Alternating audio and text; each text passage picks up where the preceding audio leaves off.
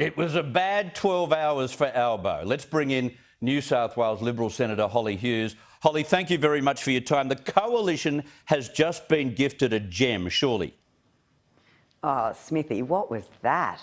I mean, let me answer it for Albo. Yes, they will be.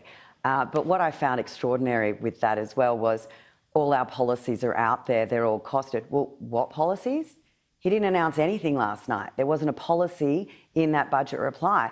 And I think, it's reflective that in 26 years in Parliament, Albanese has never held a financial portfolio. He's never held a national security portfolio. He clearly doesn't know how to read a budget paper, but had absolutely nothing to say. The Labor Party, I understand, had a big fundraiser after that speech last night. I missed it. I was busy washing my hair. But I'm pretty sure that the people that attended that big fundraiser last night should be asking for their money back. What did you make of his budget reply? I've had my say. He was big on climate change. There was a report today, he said climate change 5 times. He didn't. He said it's 7. And he's being led by the union movement over a hill to be prepared to even pay 25% more in wages for aged care. So let me make a slight correction when we talk about Albanese didn't have any policies last night. His one policy that he talked about aged care, I'll tell you what the cost of that is. It's a stamp. All Albanese is going to do is write to the Fair Work Commission to see what they are going to do. It's not a costed policy. There is nothing based behind it. The Fair Work Commission is an independent umpire when it comes to these wages in aged care. So that is the most ridiculous thing I've ever heard. But I'll tell you why he's talking about climate change all the time, Chris. If you listen to the Senate this week, on a number of occasions, Senator Faruqi, followed the next day by Senator McKim, made very, very strong, very clear statements about their planned power sharing agreement with Labor when they get into government. And they made very clear statements that they intend to shut down coal, to shut down all other mining and to shut down gas. So that's why Albanese is mentioning climate change, because he is already in bed with the Greens. It is the dog whistle, if you like, to the inner city Green lefty woke crew that they are all on the same team. But if you want to know, how are we going to put cost of living pressures down when they're going to cancel out our energy industry? They're going to cost 80,000 jobs. We're going to see regions like the Hunter decimated. And we're talking about areas like the Hunter that has the Labor left representation in Pat Conroy, whose biggest achievement I can see in Parliament was when he got a photo hugging a snowman over at the COP26.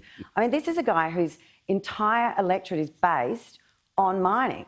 And he's happy to see the back of every single one of those jobs. It's just extraordinary. Now, this is a crazy issue that has fallen way below the radar, but I know there are a fair few people onto it and it may appear in tomorrow's newspapers. But Labor will introduce gender impact assessments on all new policy to make sure public spending benefits gender equality objectives. Of all the priorities at the moment, they've got to be kidding, aren't they? Well, they announced it on Thursday, but I know it didn't get a mention in the budget reply speech. So I don't know if James Jeffries is still writing Albo's speech, but, I'm pretty sure he thought this is just a joke. I mean, we've got red tape, we've got green tape, now we're going to have pink tape. I was in the chamber yesterday when we heard from President Zelensky, and it was quite the moment when he called out around our Bushmasters, which are, of course, a very unique Australian vehicle and are fantastic in war zones, and unfortunately when we need to use it. But we are now sending Bushmasters over to the Ukraine. Under Labor's proposal, this would require a gender input statement.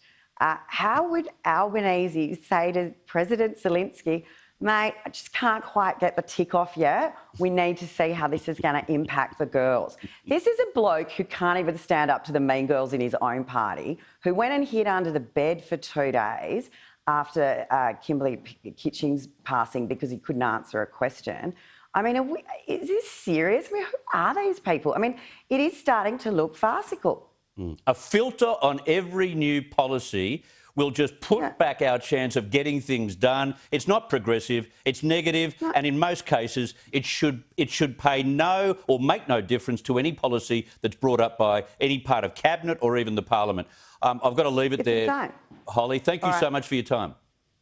All right, I'll see you Sunday. Okay, see you Sunday night. Yep. Coming up.